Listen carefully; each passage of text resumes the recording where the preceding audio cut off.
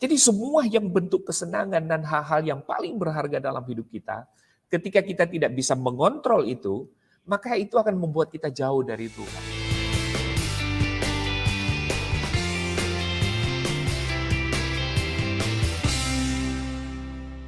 Mari kita perhatikan Mazmur pasal yang pertama, ayat yang pertama sampai dengan ayatnya yang ke-6. Dikatakan begini, berbahagialah orang yang tidak berjalan menurut nasihat orang fasik, yang tidak berdiri di jalan orang berdosa, dan yang tidak duduk dalam kumpulan pencemooh. Tetapi kesukaannya ialah Taurat Tuhan, dan yang merenungkan Taurat itu siang dan malam. Ia seperti pohon yang ditanam di tepi aliran air, yang menghasilkan buahnya pada musimnya, dan yang tidak layu daunnya. Apa saja yang diperbuatnya berhasil. Bukan demikian orang fasik, mereka seperti sekam yang ditiupkan angin. Sebab itu orang fasik tidak akan tahan dalam penghakiman. Begitu pula orang berdosa dalam perkumpulan orang benar. Sebab Tuhan mengenal jalan orang benar, tetapi jalan orang fasik menuju kebinasaan. Yang luar biasa dari Mazmur pasal yang pertama ini adalah dimulai dengan kata berbahagia dan diakhiri dengan kata kebinasaan. Itu menarik. Kata berbahagia itu sebetulnya merupakan kata yang diterjemahkan dari kata esher dalam bahasa Ibrani, yang sebetulnya ketika diterjemahkan itu seharusnya menggunakan kata ini harusnya, blessed is the man. Blessed is the man. Jadi kata blessed atau esher itu sebetulnya dia lebih kuat sebetulnya dari hanya sekedar kata berbahagia gitu. Sebab kata blessed di sini adalah sebuah kata yang merujuk kepada seseorang yang tinggal di dalam anugerah Allah atau dalam perkenanan Tuhan sebetulnya. Nah, karena itu yang menarik dari kata ini adalah merupakan kata yang kalau kita perhatikan memiliki padanan kata sebetulnya dengan ada di ayat yang ketiga ya Bapak Saudara. Ayat yang ketiga, ada kata berhasil di situ yang diterjemahkan dengan kata salah sebetulnya.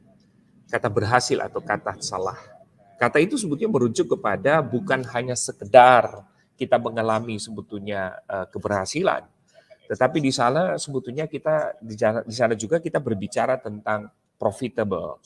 Artinya orang-orang yang berada dalam perkenanan Tuhan, orang-orang yang berada dalam anugerah Allah atau yang tinggal di dalam anugerah Allah, yang mendapatkan perkenanan Allah adalah orang-orang yang sebetulnya berguna, orang-orang yang bermanfaat, be profitable.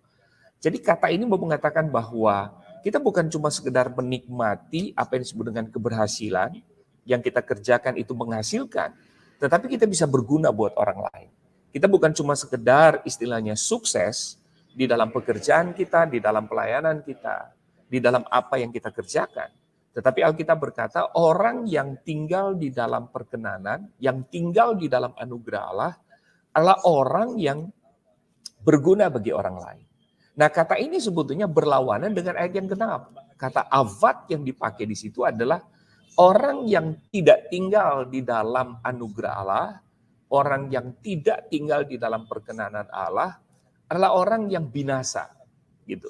Adalah orang yang sebetulnya kalau diterjemahkan secara harafiah adalah orang yang not escape, orang yang tidak akan pernah menemukan jalan keluar, yang membuat dia berguna, yang membuat dia berhasil, yang membuat dia mengalami sesuatu yang menyenangkan dalam diri dia. Tapi lawannya adalah sebuah kehancuran, Ibu Bapak Saudara.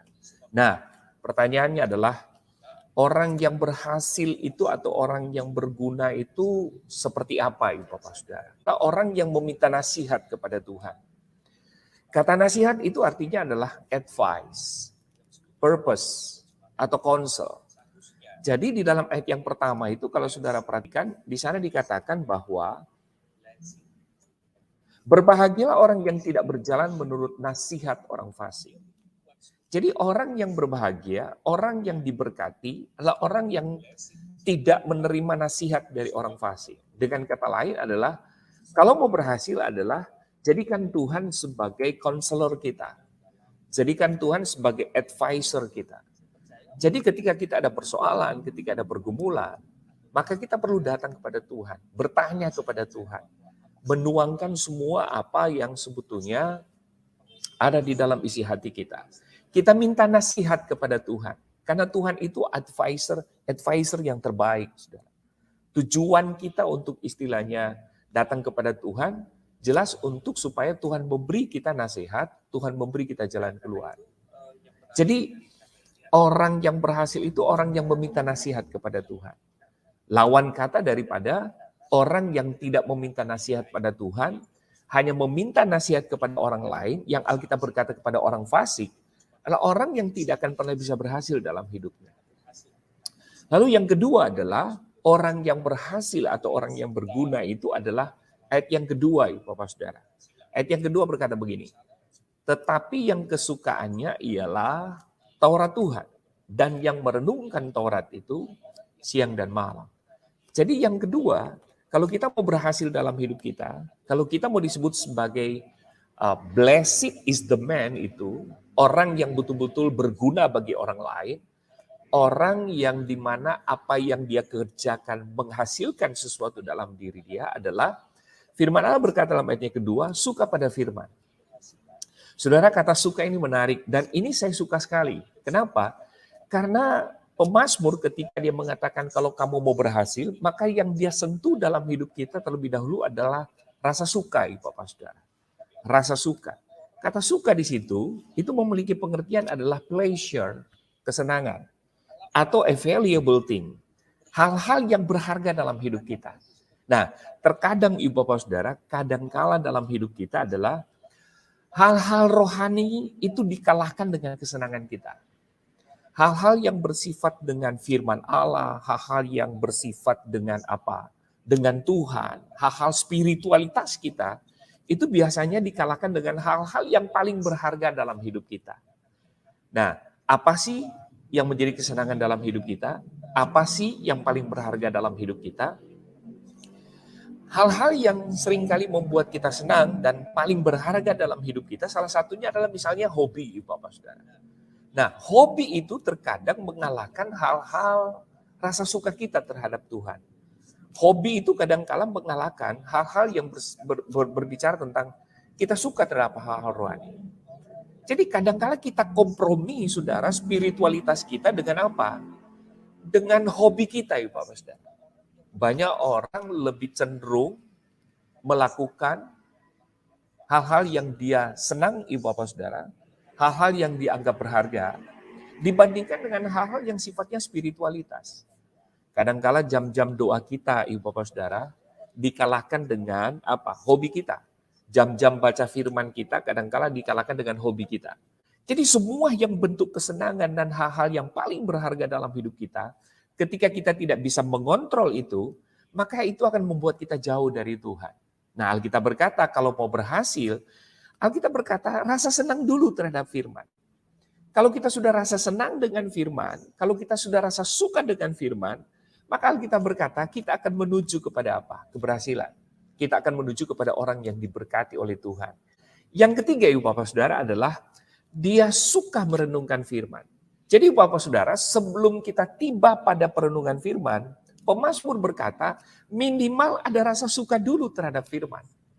Kalau kita sudah rasa suka terhadap firman, maka kita akan masuk kepada langkah kedua, yaitu merenungkan firman, Ibu Bapak Saudara. Jadi ini menarik. Jadi kalau misalnya kita mulai, Ibu Bapak Saudara, beralih keinginan kita, dan kita menganggap firman Tuhan ini adalah sesuatu yang paling berharga dalam hidup kita, maka saya percaya, Ibu Bapak Saudara, kita akan tiba pada sebuah langkah berikut. Kita akan mau baca firman Tuhan itu, kita akan mau merenungkan firman Tuhan itu. Alkitab berkata, merenungkan itu bukan cuma sekedar kita baca, Ibu Bapak Saudara. Tapi kata yang dipakai di sini adalah kata hagah, merenungkan Taurat. Bukan cuma sekedar lihat firman. Bukan cuma sekedar datang di gereja, lalu kemudian kita mendengar firman, Ibu Bapak Saudara. Bukan cuma sekedar kita punya Alkitab, lalu kemudian kita membaca begitu saja. Tapi Alkitab berkata, kita perlu mempelajari firman-Nya.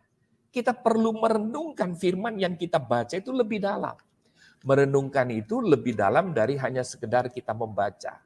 Merenungkan itu lebih dalam dari hanya sekedar kita mendengar firman Tuhan ketika kita berada di gereja. Kalau cuma sampai kita mendengar, maka perlu kita lanjut lebih dalam. Kita perlu merenungkan kembali firman itu secara pribadi, Ibu Bapak Saudara.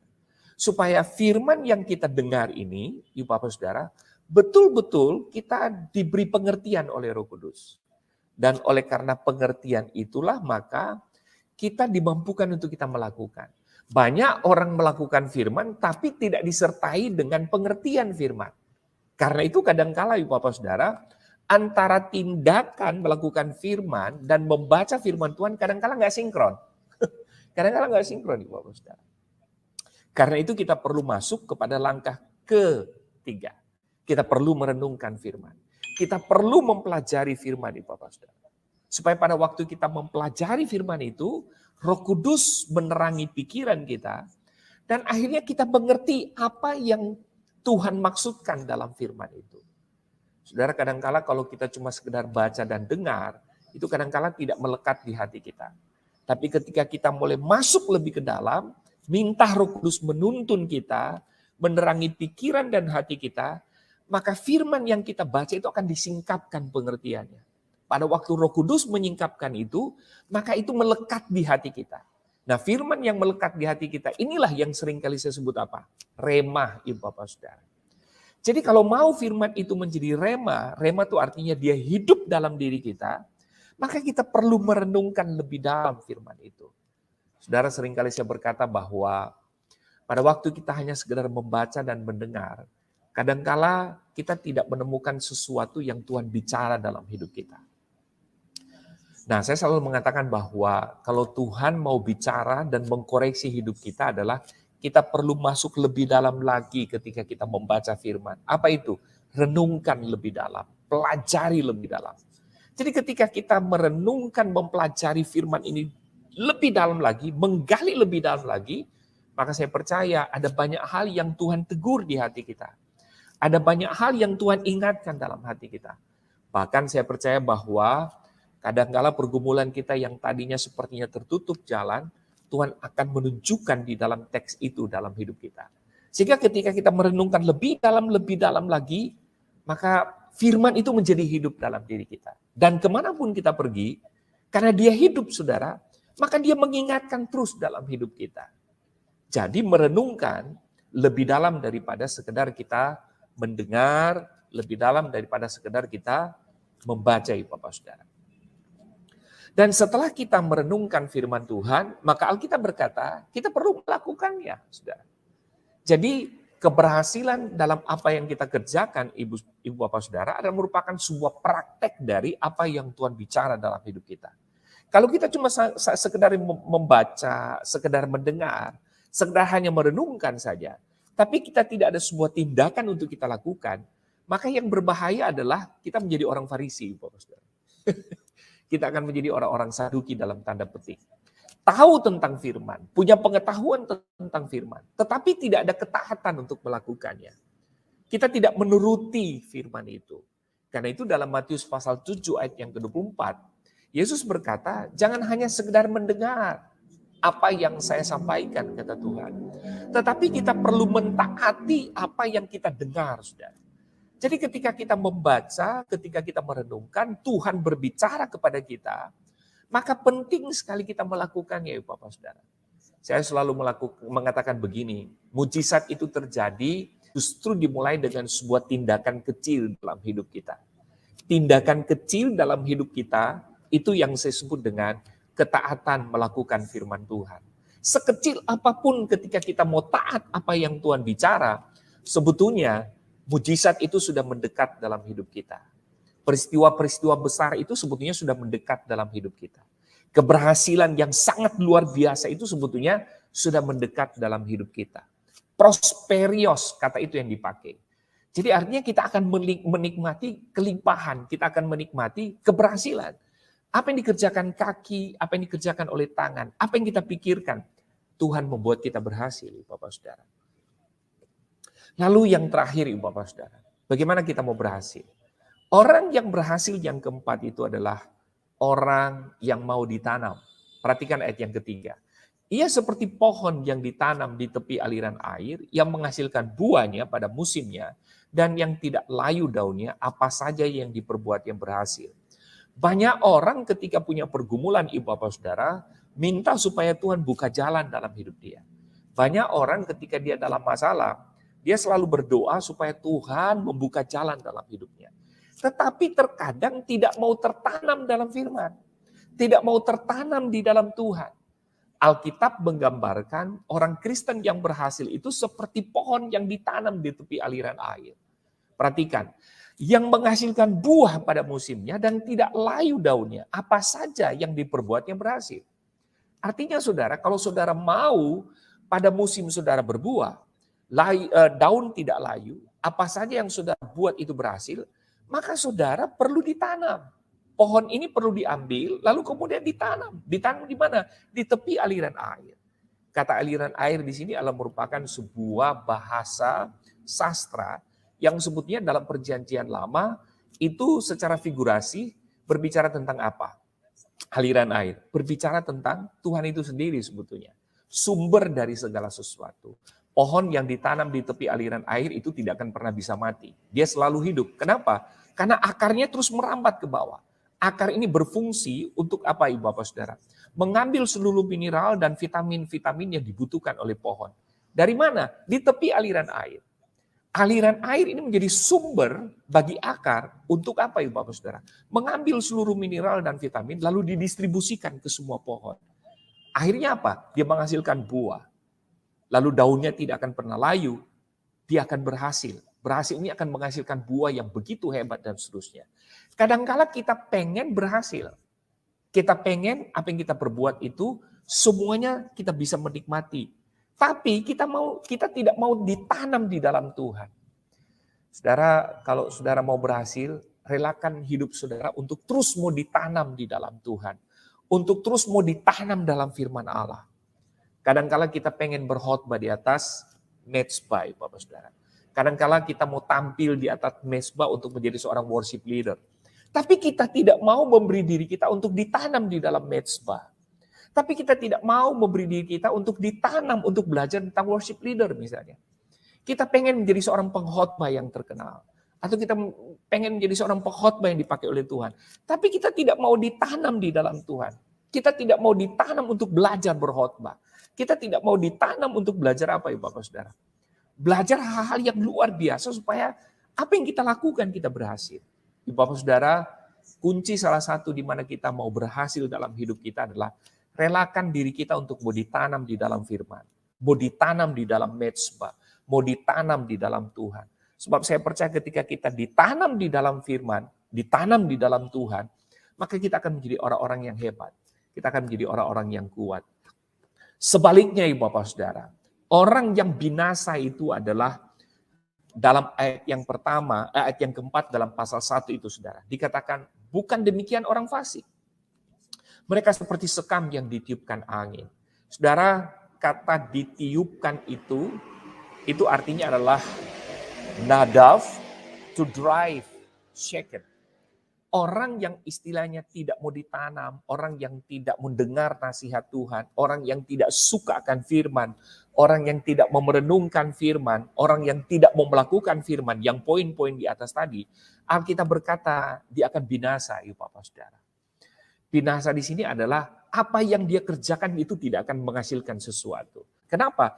Karena dia tidak pernah meminta nasihat kepada Tuhan. Dia tidak suka pada firman.